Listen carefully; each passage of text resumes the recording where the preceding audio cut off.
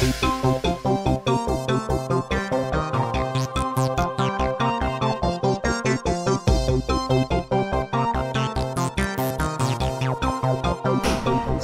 my presentation. My name is Darrell Thompson.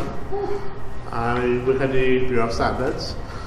I would have been involved in the development of some of the standards related to the plumbing sector, particularly standard for PVC pipe, and I would have represented TTBS on committee looking at the revision of the plumbing code. So standards are documented and accepted best practice, and they provide a reliable basis for shared expectations and the agreement between the specific characteristics of a product, service, or process. So you expect us, if you have a product that meets a standard, you expect another product that meets the same standard to give you the same results, regardless of the brand.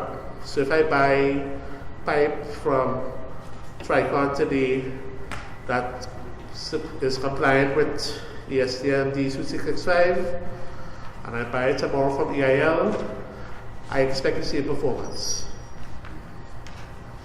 Right? That is when the reliability comes in. And the shared expectations. So the person, let's say somebody has done a design and specified that standard.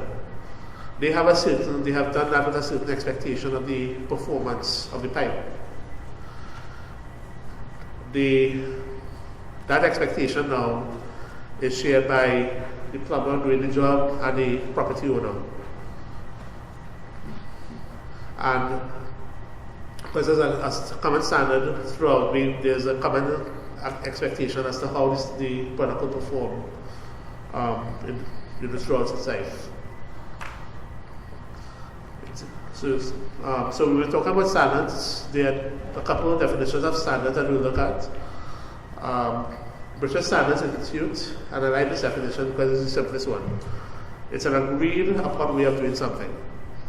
And the key, if you don't have agreement, you don't have a standard. Right? And that is what makes a standard, especially something like a national standard, different from, let's say, a company standard. Now, a company standard could supersede and be higher than a national standard, and that's fine, because the company needs to innovate and they need to go above and beyond. The standard represents, in a sense, like the lowest common denominator. It's what everybody is willing to accept as workable.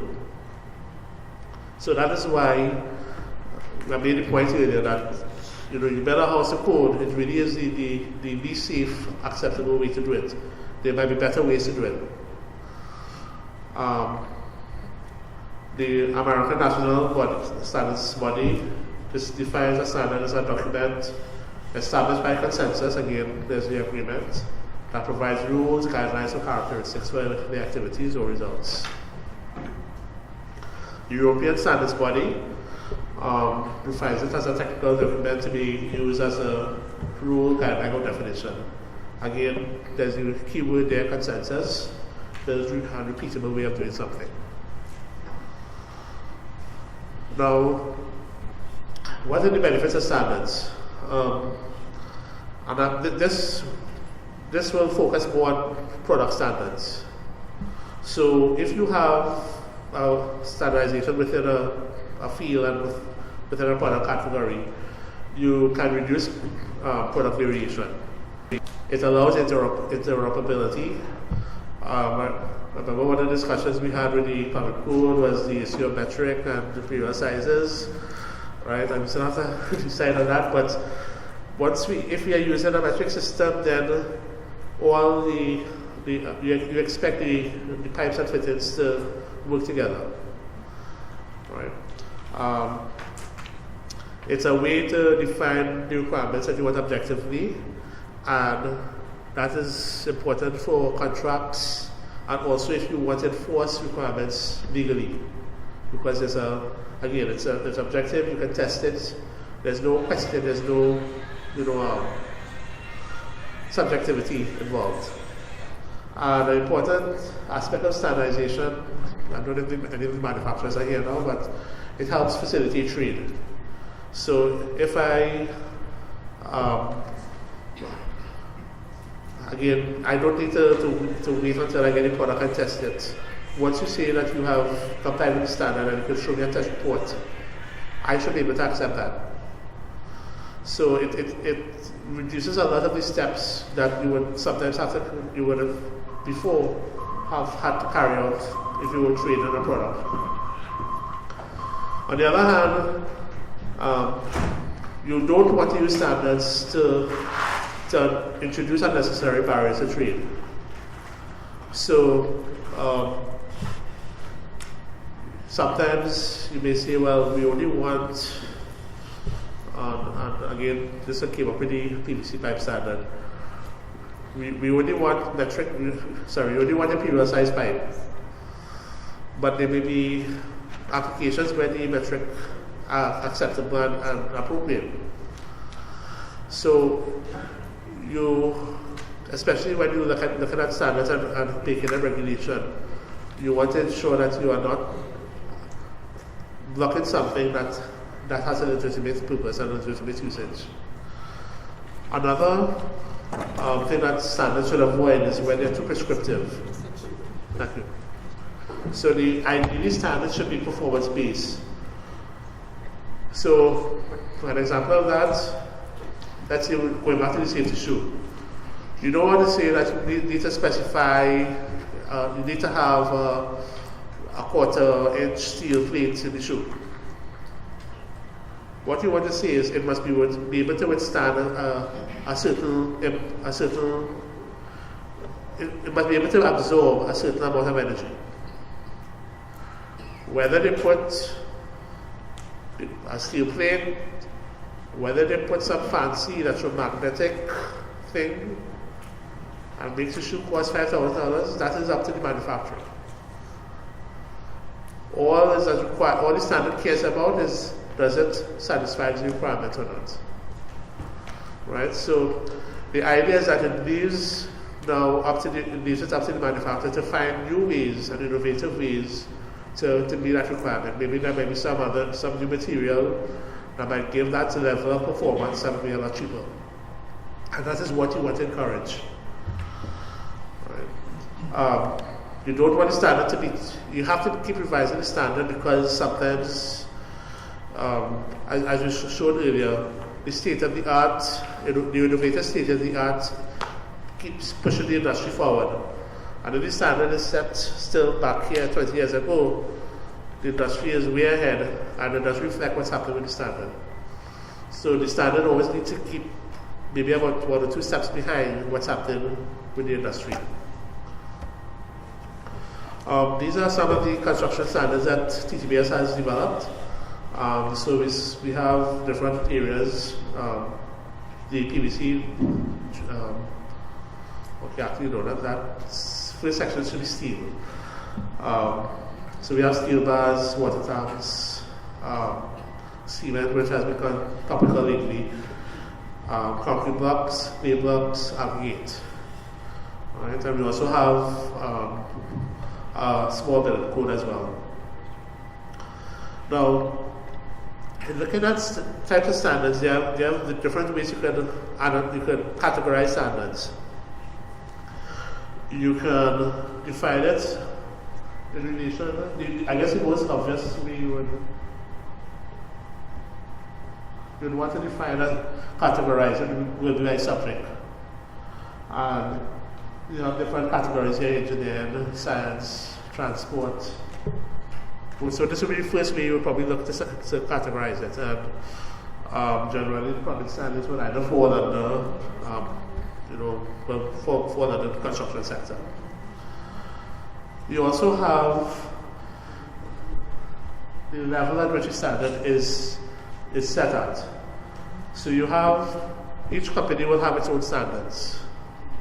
A manufacturing company will have its specification, which is a company standard. In some areas, you may have an association standard. The Safe to Work certification is a company standard for that sector, the energy sector. Then there's the national standards. So that is where you now have a national standard that is issued by a national standards body like TTBS and has a little more broad-based acceptance. Going up at another level, we have a regional standard. So this is their standard, like for instance, the cement standard is a regional standard that Trinidad has adopted. So this standard has been accepted by all the countries in CARICOM. And any standard meeting, any shipment of cement meeting the standard should be accepted easily by any of the countries. Right. Lastly, is the highest level, which is international. And a lot of the products that, a lot of the standards that we use in plumbing, the ASTM standards, are regarded as international standards. And because they are used not just in the US, but they are widely used throughout the world and widely accepted and traded. The last aspect, the last area is aspect of what the standard actually addresses. Right? So look at that in a little more detail.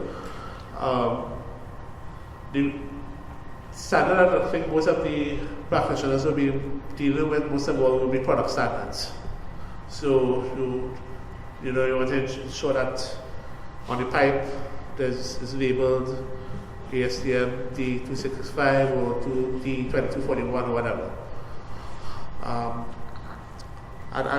But there are other standards that support the use of that standard. So when you're doing for bodies that are involved in testing, you have separate standards that give you the requirements for how you take samples and how you do the testing. You can't just go and pick up the first pipe you see and say, I'm going to test that. It needs to be a random sample. There's a whole method as to how you choose at random those 5 pipes that you need to test. There are other standards that tell you how they have to be transported, how they have to be stored before you test it. Because the idea is you want to ensure that the experience for those pipes is as uniform as possible. So you don't want you transport that to the lab, somebody has it out in the sun, they pick up coming down the road, and then somebody has it, wrapped up and outside of the sun and well shielded and coming up. Because one would have been exposed to some sunlight, which could start to cause UV degradation. Then of course you have the actual test methods, which tell you how you prepare a sample, how you test it, what type of results you look for, how you record results. Code of practice would be like a plumbing code. It tells you how to actually do, put together large installations and systems. And then there's the system standards, which relate to the management system that your organization is using. I know most of the companies represented will be, small companies, but larger companies, when they have a management system for their quality. So you define all the quality parameters, and you have a set way that you deal with that. What may be the linkage with the common sector is that there's also a management system for environmental issues. So all your environmental aspects, your effluent, your air quality emissions, all need to be managed under environmental management system to ensure that you have consistent output and that it's within the legal requirements. So these are just some examples of what I was talking about. The specification, the product standard. You have the 265 standard for DWV pipe. The test method, that one is for the impact resistance of the pipe. I had omitted this one, but you also have terminology or vocabulary standards, because within any field there are certain terms that are widely used. So when we talk about impact resistance of pipe, it means it's something slightly different to when we are applying it to the safety shoe. Now, there are a lot of similarities, but it's not quite the same thing. So it's important to define these terms within this particular subsector. Right. Now, the application of standards. Everybody would like standards to be enforced and be made mandatory. But actually that is not the case. Standards by definition are voluntary. What has happened in Trinidad and some of these developing countries is that we have chosen to make a subset of standards mandatory. We call them compulsory standards. But the ideal scenario is where standards is because it's accepted it's developed and agreed to by everybody. The idea is that when it's finished, it should be accepted by everybody and should be applied voluntarily. That is the theory. The practice is that doesn't happen, so we need to kind of start to kickstart the process a bit and make compliance with the standard mandatory. Voluntary standards are not a legal requirement, but it could be a commercial requirement. So for instance, a contract document that says you must use ESTM 2665 pipe to DWV. As far, it's not, nobody's coming to no regulators coming to put you in jail for not doing it. But in order for you to get paid, you need to do what this contract says. Right, so it in effect becomes a requirement.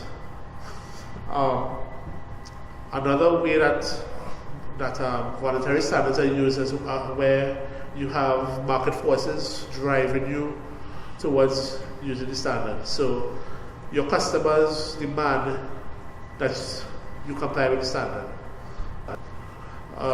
So those are the what I call the market forces that drive voluntary application. And generally, you work well in the developed world and developing countries, not so much. So the government kind of has to play a bigger role in pushing the use of standards. This is why TTPS we have that subset of compulsory standards, where we also have standards that are referenced in legislation. So TTPS has recently completed work on a standard for CNG systems for vehicles.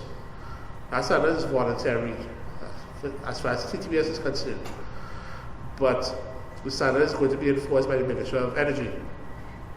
So in order for you to comply and get your it's really for the kit installers. In order for kit installers to get a license, you have to comply with the standard. So that's a sort of indirect way of ensuring that making the standard compulsory. The role of TTPS, we develop standards. Our mandate is to improve the quality performance of goods used locally, ensure industrial efficiency and development, promote public health, welfare and safety. In addition to standards development, we also carry out several other services. So we monitor and inspect goods that are being imported into the country, and if there's a compulsory standard, we take samples, we test to ensure that they comply with the standard. We do management system certification and product certification. We have 5 labs, including a materials lab that does testing for plumbing products. Metrology basically has to do with the science of measurement, so it ensures that is where we verify that calibration systems are working properly. So right now there's a national drive to ensure that to verify the supermarket scales across the country. right? And I'll just leave you with one last thing. If you want to get more information on our standards, it's available from our standards database. This is our website. This is my contact information. I think I might be out of time for questions, but you can feel free to talk to me afterwards, or send me an email or give me a call. Okay, thank you.